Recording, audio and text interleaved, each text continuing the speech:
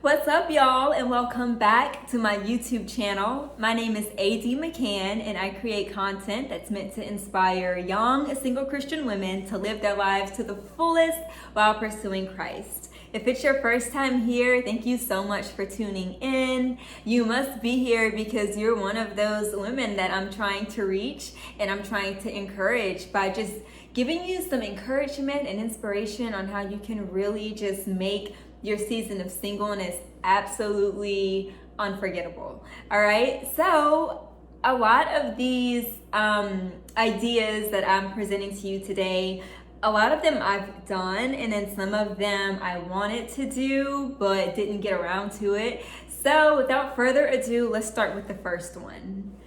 The first thing you should be doing as a young single woman, I'm pretty sure you already do it, but I just want to enforce this, is to travel. Travel as much as you can while you're still single. I say this because there's just something just so much fun about that. Excuse me, I can't talk. There's something that is so much fun about going places with your friends. Maybe if you're like me, you prefer to solo travel or go with one other person. I very much enjoyed mission trips as a single woman. It gave me an opportunity to explore a new place and go somewhere, but at the same time have like some structure and also an itinerary and the opportunity to serve, so that was a lot of fun. But traveling is just so much fun because it's another way or another form of education. It's another way to learn about the world, to learn about people, to learn about culture. And I always say that the more you understand a person's culture, the more you can understand them. And so I just think that it's a great time in your life to see the world, experience new places, new things, new food, just everything. Just like take advantage of it and live it up. The second thing I think that you should do as a single woman is to take advantage of living by yourself. If you have the opportunity to live on your own, I say go for it. I had the opportunity to do this, and I just want to say that I learned so much about myself.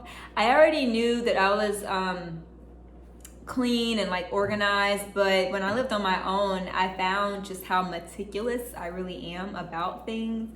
And then I also learned that I actually enjoy like deep cleaning. Like when I was at home living with my parents, I keep my room clean, but I really found that cleaning is quite therapeutic I can't talk.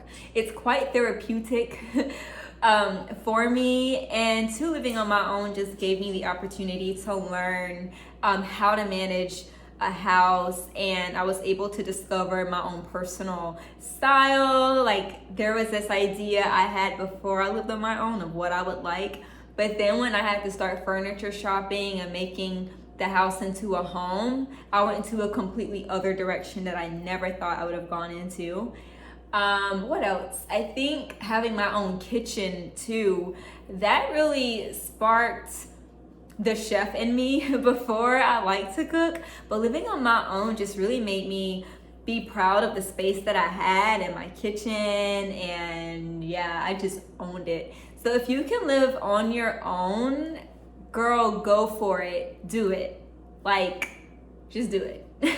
All right. The next thing that I think that single women should do is to study abroad. I know that this kind of goes back to the first point of traveling.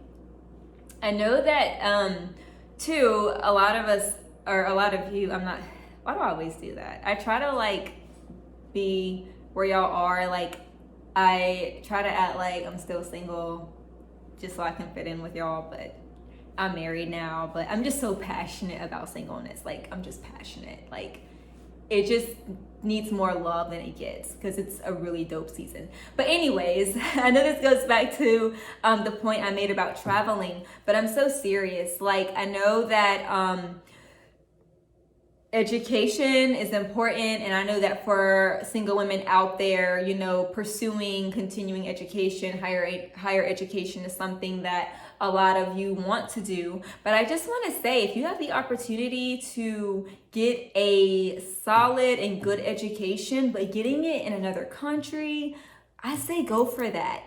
Before I met my husband, I was actually interested in going to Montreal, Quebec to do a full immersion program there because I really wanted to learn French. And they say the best way is just to fully immerse yourself. So that's something that I was interested in. And then I was also interested in getting my master's degree there too. I found that the master's degree up there, like the tuition, how much it would cost me, was significantly lower than getting it in the States. So if you can study abroad, if that's something that you would be interested in, I say go for it. I know right now we're in the middle of a pandemic, so that looks differently, but maybe you're watching this video and it's like 2023 and like everything's normal, like completely normal, then I'm talking to you.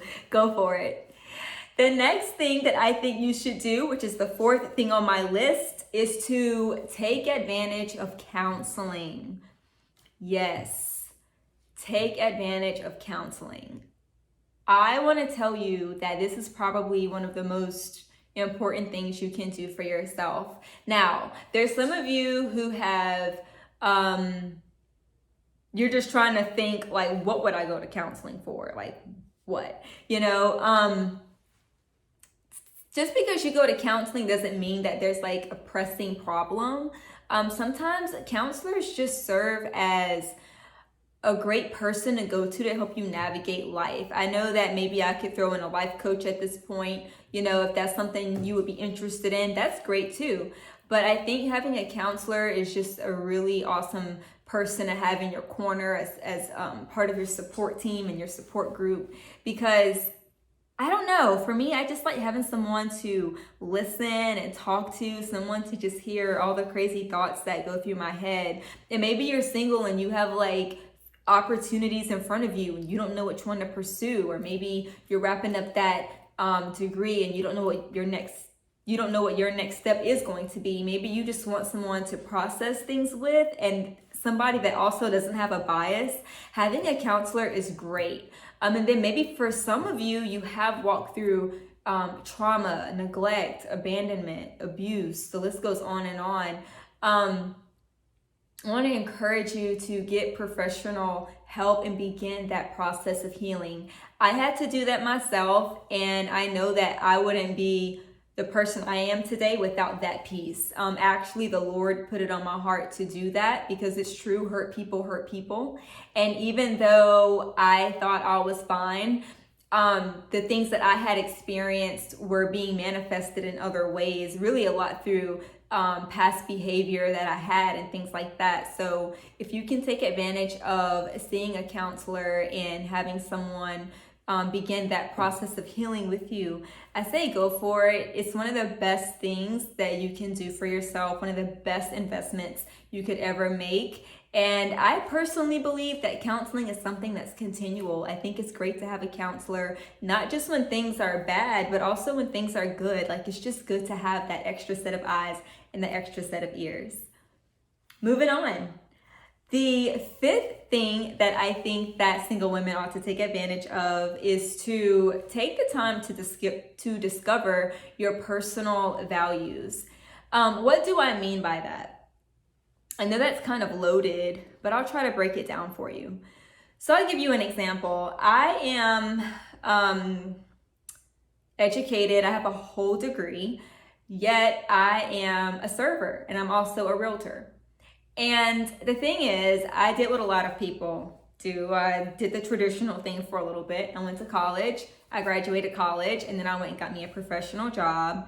And I learned that the Monday through Friday, 9 to 5, 10 vacation days a year was not for me, okay?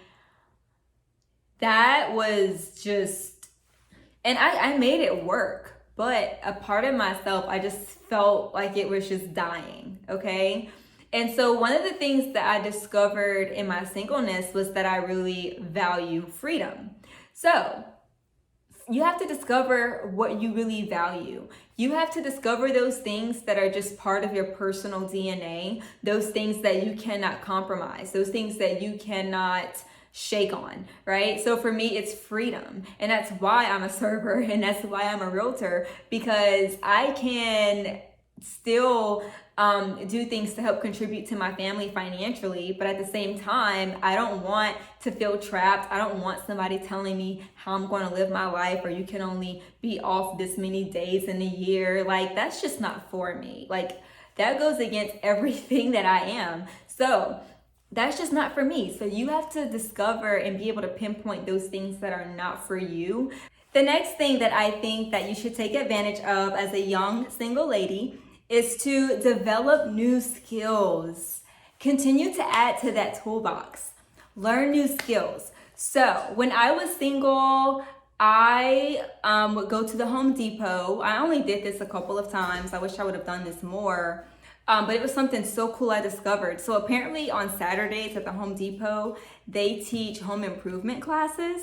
And so I did that a couple of times. They had so many different ones. And I'm just like a natural learner and student. And so I wanted to be able to just like know random things. And so I went to a class there on how to lay tile. And it was actually so easy and so simple. So that's something that I learned. But other things I wanted to do was learn French. I still have not learned French, y'all. That's just a shame. I need to apply myself to that. But yeah, maybe for you, it's learning a new language, maybe learning how to cook. And I'm not just saying that because you're a woman. That's a basic life skill. Everyone should know how to cook. But maybe for you, it could be that, maybe DIY projects. Maybe there's a certain hobby or interest that you spark that you kind of want to dive into more. So I say do that, like go for those things. It's just great. You just never know how those skills will benefit you in the future. And then also how it might benefit you now. Like there might be a person in your church that you can serve with something that you know or something that you just discovered. So yeah, go for it. Learn new skills. And then the last thing and the most important thing that I think you should take advantage of while you're single is to just really nurture having God all to yourself and let God really love on you and embrace having you all to himself. I know when you're single, it can be a difficult time. It really can, because some days you feel totally fine, like I got this, like I got everything I need, like I'm good. And then there's other days where you can just feel lonely. Like sometimes you might feel like the scum of the earth, like you're just struggling because you're human. But I just want you to know, like, this time that you have with God is so precious and you won't ever get this time back. And you know, who knows how long you will be single. I can't tell you that. I don't know. I'm not God. But I just want you to know that just embrace your life, embrace where you are. The cool thing about being single is you can just do whatever it is that God's calling you to do. Like, you don't have to wait for somebody to receive the same message so then you can follow suit. Like, you just do it. You just go for it. And then we're also not promised tomorrow. So just live your life to the fullest and give God all that you have. Go deeper with God. Grow in your contentment with God. Just allow him to really be your best friend. Allow him to be your husband. Allow him to be your teacher. Allow him to be your comforter, your provider, your everything, because he is. And so I just want to encourage you with that. If you enjoyed today's video, please give it a thumbs up. You can also comment below. Maybe there was something that I said that just inspired you. Maybe it's something you've never thought of before. Feel free to share. And then also click that notification bell so you'll be notified the next time I drop a gem. And do not forget to subscribe. Please don't forget to subscribe. I'm trying to get to 100 subscribers because, you know, I'm trying to have small goals. I would love to have 100,000 subscribers. That'd be the dream. But right now, 100 is a good little goal to try to reach. Thank y'all so much for tuning in today. I'm going to see y'all next time. God bless.